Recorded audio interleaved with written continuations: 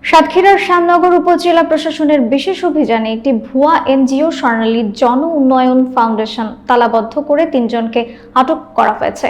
বৃহস্পতিবার দুপুরে উপজেলার সহকারী কমিশনার ও এক্সিকিউটিভ ম্যাজিস্ট্রেট মোহাম্মদ আব্দুল্লাহ আল রিফাতের নেতৃত্বে এবং থানার পুলিশের সহায়তায় সদর উপজেলার পরিবহন টার্মিনাল সংলগ্ন এক ভবনে এই অভিযান পরিচালিত হয়।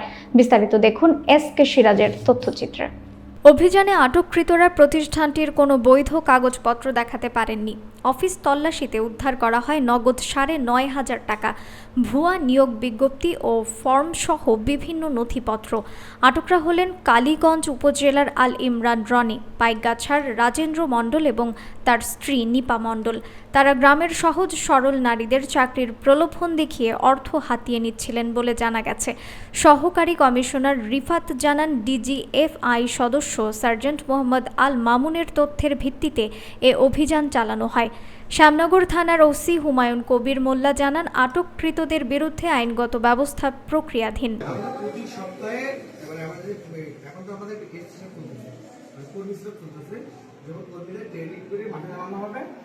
তার আগে আপনি 200 টাকা দিয়েছেন কেন? তার কাছে কাট করে অ্যাডভান্স কাজ করছেন না, এগুলো তাকে বলছেন, বললে তো দিব না, উনি কাট করতে না করতে না। প্রতি সপ্তাহে আমাদেরকে ডক্টর আসবে। তাহলে আপনি তো 2 মাস ধরে চলতেছে আপনাদের এটা। হ্যাঁ, 2 মাস ধরে উনি না হোক, আপনাদের এখানে কিন্তু 9 তারিখে হয়েছে, মার্চ মাসের 9 তারিখে। এই মার্চ মাসের 9 তারিখ থেকে তার মানে আপনাদের প্রসেস চলমান, 9 থেকে আজকে 8, 1 মাস, সপ্তাহে 1 দিন, তাহলে 4 দিন আসার কথা। 4 দিন আসতে ডাক্তার আপনাদের এখানে আসে। তাহলে উনি যে কার্ডটা করছে শ্যামনগরের মানুষ কিভাবে সুবিধা পাবে? অবশ্যই ডাক্তার বসবে। ডাক্তার কবে বসবে? ডাক্তার যদি তাহলে ওটা যদি আপনার নাই ঠিক হয়, আপনি 200 টাকা কেন নিলেন? আর আপনার যে হোয়াট এভার ফাউন্ডেশনের সাথে আপনার চুক্তি হয়েছে, এমএউ কই? এমএউ বোঝেন? এমএউ দেখেন, আপনার সমঝোতা স্মারক আছে না?